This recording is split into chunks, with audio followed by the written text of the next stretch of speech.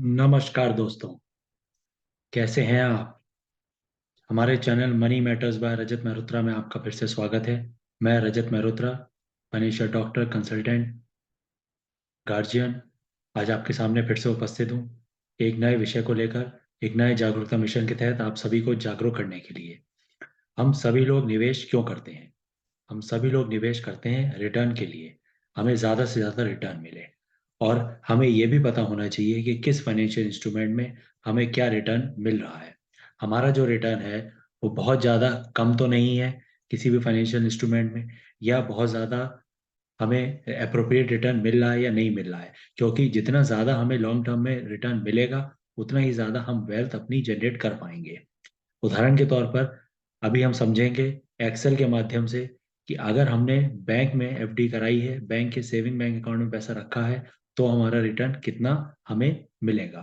तो चलिए आज का विषय शुरू करते हैं। और आज जो हमारी ये सीरीज है, ये रिटायरमेंट प्लानिंग की पार्ट 2 है, यानी कि सीरीज 2 है। सीरीज 1 में हमने गोल एस्टिमेशन देखा था। अब सीरीज 2 में हम लोग देखेंगे आज कि हमें अपना real rate of return and nominal rate of return कैसे कैलकुलेट करना है, और उससे आपकी आंखें खुल जाएंगी कि आप वास्तव में समझ पाएंगे कि हमें बैंक में पैसा रखने में, एफडी कराने में वास्तव में फायदा है या नहीं है। वो भी मैं बताऊंगा कि आपको बैंक में एफडी और सेविंग बैंक अकाउंट में पैसा कब और कितना और क्यों रखना चाहिए। इसी के साथ हम आज की सीरीज को स्टार्ट करते हैं। मैं आप सभी के सामने स्क्रीन शेयर कर रहा हूं, और हम सभी लोग, एक आम जनता आज ये समझेगी कि उसको अपना रिटर्न कितना मिलेगा और कैसे कैलकुलेट करना है। चलिए लेट्स बिगिन।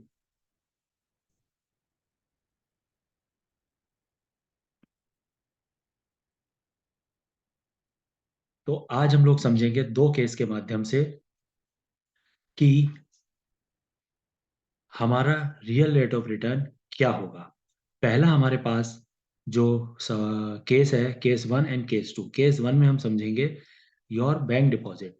आपका बैंक डिपॉजिट है, आपका किसी भी बैंक में अकाउंट है, is paying an interest of 9%। वो आपको 9% इंटरेस्ट दे रहा है ऑन योर इन्वेस्टमेंट। इन्वेस्टमेंट हो सकता है आपने एफडी कराई हो। इन्फ्लेशन रेट है 7.5%। तो रियल रेट ऑफ रिटर्न आपके इस इन्वेस्टमेंट में क्या होगा, इसको हम समझेंगे। उसके बाद मैं एक्चुअल में, प्रेजेंट में जो बैंक की एफडी के प्राइस होंगे उसको लेकर हम इसमें समझेंगे कि वास्तव में करंट पिक्चर क्या है। तो यहाँ पर मुझे क्या चीजें चाहिए होंगी? यहाँ पर हम सबसे पहले देखेंगे हमारा nominal return. What will be my nominal return? Nominal return यहाँ पर कितना होगा? Bank is paying an interest of 9%। सो यहाँ पर हमारा नॉमिनल रिटर्न हो जाएगा 9%। क्लियर? ये हमारा नॉमिनल रिटर्न हो जाएगा 9%। यहाँ पे मैंने फॉर्मूला के लिए लिख दिया है, आपको इजी होगा। अब हम लोग यहाँ पे लिखेंगे inflation rate. What is my inflation rate? Inflation rate is 7.5%। 7.5% inflation rate है। अब now what is my real rate of return? Real rate of return, real rate of return मेरा क्या होगा? इसे हम लोग कैलकुलेट करेंगे। इक्वल टू, फॉर्मूला हमारा क्या होता है? हमारा फॉर्मूला होगा, बिल्कुल ध्यान से वीडियो को देखिएगा और समझिएगा। फॉर्मूला हमारा होता है वन प्लस नॉमिनल रेट।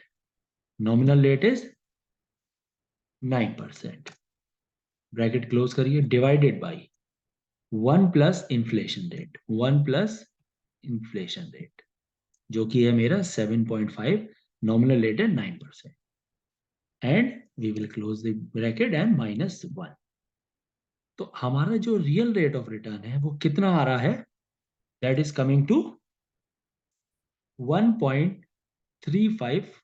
अब आप ये कहेंगे कि हम सर डायरेक्टली 9 - 7.5 कर लेते तो हमारे को जो मिलता वो मिलता 1.5। लेकिन ये उससे थोड़ा कम आ रहा है। क्यों? क्योंकि इसमें आपका time value of money include है। ये फॉर्मूले के हिसाब से उसमें ये इंक्लूड नहीं होगा।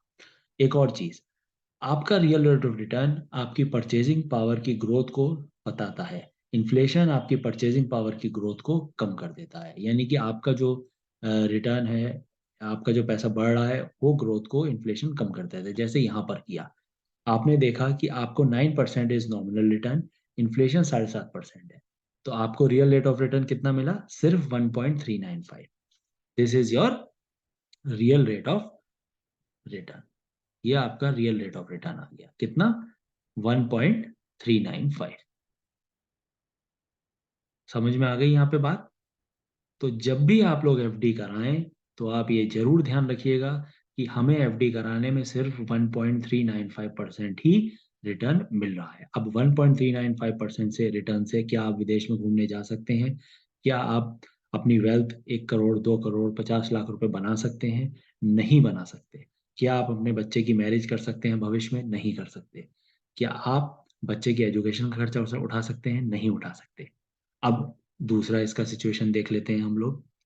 केस 2 में हमें ये कह रहा है how much should the nominal return be. अब इसमें हमें नॉमिनल रिटर्न निकालना है और हमें इन्फ्लेशन रेट 7% दे रखा है और रियल रिटर्न हमें 3% दे रखा है। यहां पर हम लोग क्या करेंगे? We will write here nominal return.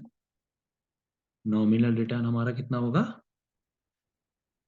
Our nominal return here will be, we have to find out, nominal return निकालना है हमें। हमारा इन्फ्लेशन रेट कितना है? हमारा इन्फ्लेशन रेट है 7% यहाँ पर। एंड हमारा रियल रिटर्न कितना है? रियल रेट ऑफ रिटर्न, हमारा रियल रेट ऑफ रिटर्न है 3%। क्लियर है सभी को? अब हमें नॉमिनल रिटर्न निकालना है। अब इसका फॉर्मूला हमारा क्या हो जाएगा? देखिए, नॉमिनल रिटर्न भी आप समझ जाएंगे कितना आएगा, इक्वल टू, फॉर्मूले में थोड़ा सा चेंज है। क्या चेंज है? 1 प्लस, क्या करेंगे हम? 1 plus real rate of return multiplied, multiplied with shift and 8 के वहां पे मल्टीप्लीकेशन की होती है आपके कीबोर्ड में, and then 1 plus the inflation rate. Inflation rate कर दिया हमने, ब्रैकेट को क्लोज कर दिया हमने, एंड -1। तो यहां पर जो आपको रिटर्न मिल रहा है वो 10.21%। यानी कि अगर आपको, इसको हम लोग ऐसे समझते हैं कि अगर आपको 10.21% का रिटर्न मिल रहा है तो आपका जो रियल रेट ऑफ रिटर्न आएगा वो 3% आएगा। बात समझ में आई? यानी अगर बैंक आपको एफडी में 10% रिटर्न दे रहा है, 10.21% रिटर्न दे रहा है, तो आपका इन्फ्लेशन 7% है, तो आपका रियल रेट ऑफ रिटर्न होगा 3%। उस केस में 3% होगा। अब केस 1 वाला सिचुएशन ले लेते हैं हम, जहां पर हमें इन्फ्लेशन रेट है 7.5% और बैंक हमें दे रहा है कितना इंटरेस्ट दे रहा है? 9%। क्लियर है? तो यहां पर हमें कितना मिला? 1.395। जबकि यहां वाले केस में हमें मिल रहा है 10.21%। अब एक्चुअल पिक्चर पे आ जाते हैं। एक्चुअल पिक्चर हमारी क्या कह रही है? मैं एक बार फिर से आपके सामने स्क्रीन, ये स्टेट बैंक की हमने वेबसाइट ओपन करी, हिंदुस्तान का बड़ा बैंक है। यहां पर आप देख रहे होंगे राइट हैंड साइड पर फिक्स डिपॉजिट के इंटरेस्ट दे रखे हैं। 2 years to less than 3 year, 2 साल से ज्यादा और 3 साल से कम अगर आप एफडी करते हो तो 7% है। और अगर आप 5 साल की एफडी से ज्यादा करते हैं और अप टू 10 year, 10 साल तक करते हैं, क्योंकि बैंक में एफडी 10 साल तक ही हो सकती है, जबकि म्यूचुअल फंड में निवेश आप 10 से ज्यादा सालों तक कर सकते हैं। तो 5 साल से ज्यादा और 10 साल से कम एफडी के रेट है 6.5%। क्लियर है? चलिए, तो मैं 7% और 6.5% दोनों नोट कर लेता हूं और उसी के अकॉर्डिंग हम लोग यहाँ पर देखेंगे कि प्रेजेंट सिचुएशन में हमें कितना रेट ऑफ रिटर्न मिल रहा है। तो मैं लिख लेता हूं SBI bank FD 2 years and less than 3 years, 2 साल से ज्यादा और 3 साल से कम के रेट है हमारे 7% इंटरेस्ट हमें दे रहा है बैंक। और 5 साल से ज्यादा की एफडी अगर आप कराते हैं एंड लेस देन 10 years, तो आपको जो रिटर्न मिल रहा है वो मिल रहा है 6.5% का। क्लियर है? अब हम लोग समझते हैं अच्छा, अब यहाँ पर एक चीज और आएगी, इन्फ्लेशन भी आएगा, बिल्कुल आएगा इन्फ्लेशन प्रेजेंट टर्म्स में। मैं फिर से आपको स्क्रीन शेयर करता हूं और इन्फ्लेशन हम लोग देखते हैं कि आरबीआई द्वारा इन्फ्लेशन कितना है हमारे पास। इन्फ्लेशन हमारा अभी क्या चल रहा है, क्वार्टर मार्च है, quarter four of 2022-23 financial year. ये देखिए क्वार्टर 4 फाइनेंशियल ईयर 2022-23 में इन्फ्लेशन है 6.7%। और आरबीआई ने ये कहा है कि 23-24 में इसी के नीचे अगर आप देखें करंट इन्फ्लेशन फोरकास्ट उन्होंने 6.7 से कम हो जाएगी 5.2% in from April to the first half of 23 and 24। तो अभी ये इन्फ्लेशन है 6.7% का। क्लियर है? अब 6.7% हम इन्फ्लेशन लेके चलते हैं और अब 6.7% जो कि हमने अभी देखा आरबीआई के तय मानकों द्वारा इन्फ्लेशन ये है। अब यहाँ पर क्वेश्चन हम चेंज कर देते हैं, बैंक डिपॉजिट पर हमें रिटर्न कितना मिल रहा है, यहाँ पर वी आर गेटिंग 7%। 7% हम लोग ले लेते हैं पहले केस के हिसाब से, और इन्फ्लेशन रेट कितना है 6.7 जो हमने अभी आरबीआई मानकों द्वारा देखा 6.7%। क्लियर है आप सभी को? अब रियल रेट ऑफ रिटर्न कितना आएगा हमारा, रियल रेट ऑफ रिटर्न हम लोग समझ लेते हैं। फॉर्मूले में हमें क्या पुट ऑन करना है, हम लोगों को सबसे पहले तो रिटर्न 9% की जगह पर 7% कर देना है, और जो नॉमिनल रेट और इन्फ्लेशन हमें कर देना है यहाँ पर 6.7% का। क्लियर है? 6.7% का। अब देखिए जैसे ही मैंने इन्फ्लेशन 6.7 करा और नॉमिनल रेट 7% रिटर्न करा, तो मेरा रियल रेट ऑफ रिटर्न कितना आ गया 0.28%, यानी कि 0.281%। यानी अगर आपने अभी भी बैंक में 2 साल की एफडी कराई है और 3 साल से कम की एफडी कराई है, तो आपको जो रिटर्न मिलेगा वो 1% भी नहीं मिलेगा, दैट इज 0.281%। क्लियर है? अब सेकेंड सिचुएशन में आ जाते हैं, जब आपने 5 साल की से ज्यादा की एफडी कराई और 10 साल से कम की, तो उसमें 6.5% इज रिटर्न। अब आ जाइए वहां पे भी, in that the return is 6.5%। Clear है? तो मेरा जो रिटर्न आ रहा है वो माइनस में आ रहा है, यानी कि 0.281% से कम। अगर मैं 5 साल से ज्यादा की एफडी कराता हूँ और 10 साल से कम की, तो मुझे रिटर्न आ रहा है -0.18%, यानी कि आपका पैसा बढ़ने की बजाय कम हो रहा है। तो अब रूल पे आते हैं कि एफडी किन्हें करानी चाहिए, एफडी हमें और कब। एफडी हमेशा लिक्विडिटी के पर्पज से आपको करानी चाहिए, और मेरा एक्सपर्टीज ये कहती है कि आपको अपने मंथली एक्सपेंसेस का 2 इयर्स का एक इमरजेंसी फंड बनाना चाहिए, और उसमें आपको जो पैसा है वो एफडी और सेविंग अकाउंट में रखना चाहिए। एफडी और आरडी और सेविंग बैंक से आप कभी भी वेल्थ नहीं बना सकते, आप अपने गोल को फुलफिल नहीं कर सकते हैं। अगर आप यंग एज के हैं, आप रिटायर्ड एज पर हैं, तभी भी आप ओवर पैसा अपना एफडी और इसमें नहीं रखेंगे। For emergency fund, for liquidity purpose आप रखेंगे 2 साल के अपने एक मंथली एक्सपेंसेस का ही पैसा इसमें, क्योंकि आप रिटर्न खुद देख रहे हैं निगेटिव रिटर्न है और एक जगह पे 0.281% रिटर्न है। तो आगे से जब भी आप बैंक में एफडी आरडी सेविंग बैंक कराएं, तो पहली चीज ये देखिए मेरा इमरजेंसी फंड बना हुआ है, यस या नो। और अगर नहीं बना है तो मुझे उस बनाना है, और जितना मैंने बताया उसी प्रोपोर्शनेट में आपको पैसा रखना है। दूसरा, कभी भी आपको अगर बच्चे की पढ़ाई, बच्चे का मैरिज, अपनी फॉरेन वेकेशन, अपना रिटायरमेंट करना है, तो आपको inflation beating in avenues, investment avenues पे इन्वेस्ट करना होगा, जैसे equity mutual fund, share market investments, debt mutual funds, goal के अकॉर्डिंग। और आपको हमसे, we are expertise in this area, या अपने फाइनेंशियल डॉक्टर एडवाइजर कंसल्टेंट से कंसल्ट करके ही आपको अपना पैसे का निवेश करना चाहिए। अब केस 2 में आ जाते हैं हम, यही सिचुएशन लेके। केस 2 में मुझे नॉमिनल रिटर्न नहीं, देखिए अभी चेक भी हो जाएगा जो हम बात कह रहे हैं वो सच है या नहीं है। अब इन्फ्लेशन रेट कितना है, पहले केस में मेरा कितना था, इन्फ्लेशन रेट इज 6.7, दोनों केस में सेम रहेगा। इन्फ्लेशन रेट को हम कर देते हैं 6.7।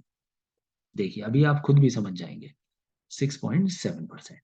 अब रियल रेट ऑफ रिटर्न मुझे पता है, रियल रेट ऑफ रिटर्न मेरा कितना है यहाँ पर, माइनस माइनस 0.18। ठीक है, इसको यहाँ पे लिख देते हैं 187। देखिए आ गया, -0.187% आ गया। अब रियल रेट ऑफ रिटर्न क्या आया देखिए, 6.5। क्या रियल रेट ऑफ रिटर्न था यहाँ पर? 6.5। नॉमिनल रेट ऑफ रिटर्न 6.5 आ गया देखिए। यानी कि अगर मुझे रियल रेट ऑफ रिटर्न -0.187 है तो देखिए 6.5 हमारा नॉमिनल रिटर्न आ गया, जो बैंक एफडी करंट में दे रही है। अब दूसरे सिचुएशन में आ जाए, 0.281 था, अब मैं रियल रेट ऑफ रिटर्न 0.281 कर दूंगा। देखिएगा 0.281%, 0.281% है। देखिए 7% आ गया यहाँ पर, राउंड ऑफ करेंगे तो 7% आ जाएगा। देखिए 7% यहाँ दे रहा है बैंक एफडी, और यहाँ पर देखिए रियल से मैंने नॉमिनल निकाल लिया, 6.9998%, 7% आ गया। तो आई होप कि ये वीडियो से आप ये समझ गए हैं कि हमारे को नॉमिनल रिटर्न कैसे निकालना है और रियल रेट ऑफ रिटर्न कैसे निकालना है। और हमेशा जब भी आप निवेश करें गोल बेस्ड फाइनेंशियल प्लानिंग में, अपने फाइनेंशियल एडवाइजर, कंसल्टेंट, डॉक्टर से कंसल्ट करें। We are specialised in investment services. आप हमसे भी संपर्क कर सकते हैं। लेकिन कभी भी आप इन्फ्लेशन बीटिंग रिटर्न को लेके ही अपने गोल को डिसाइड करें। अगर आपका इन्फ्लेशन ज़्यादा है, रिटर्न कम है, तो हमने अभी देखा कि आपका रिटर्न मिनिमम रिटर्न बनेगा, कुछ केसेस में नेगेटिव रिटर्न भी बनेगा। और वीडियो आप रिकॉर्ड करके अपने परिवार के साथ देख सकते हैं। और मैं आशा करता हूँ आपको काफ़ी कुछ समझ में आया होगा आज के इस वीडियो के माध्यम से। और इसी के साथ मैं आज का वीडियो एंड करता हूँ। और रिटायरमेंट प्लानिंग सीरीज थ्री हम बहुत जल्दी लाएंगे। और मैं उम्मीद करता हूँ कि चैनल को लाइक करिए, सब्सक्राइब करिए। और मेन मोटिव है, हमारे चैनल का मेन उद्देश्य है कि आप जागरूक बनिए और आप लर्न करिए। वित्तीय साक्षरता के मामले में आप लर्न करिए। सब्सक्राइबर्स बढ़ जाएंगे, यूजर्स बढ़ जाएंगे। मेरे को अगर मेरे एक भी बंदे को उसकी फाइनेंशियल गोल प्लानिंग में हेल्प कर दी तो माय पर्पस इज सॉल्व। इसी के साथ मैं आज का वीडियो एंड करता हूँ। मैं आशा करता हूँ आपके लिए ये वीडियो काफ़ी ज्ञानवर्धक रहा होगा और आपको काफ़ी कुछ इससे सीखने को मिला होगा। रियल एग्जाम्पल्स के द्वारा हमने समझा कि कैसे हमें अपना निवेश करना है इन्फ्लेशन बीटिंग रिटर्न्स में हमेशा। Thank you very much for patiently listening to me.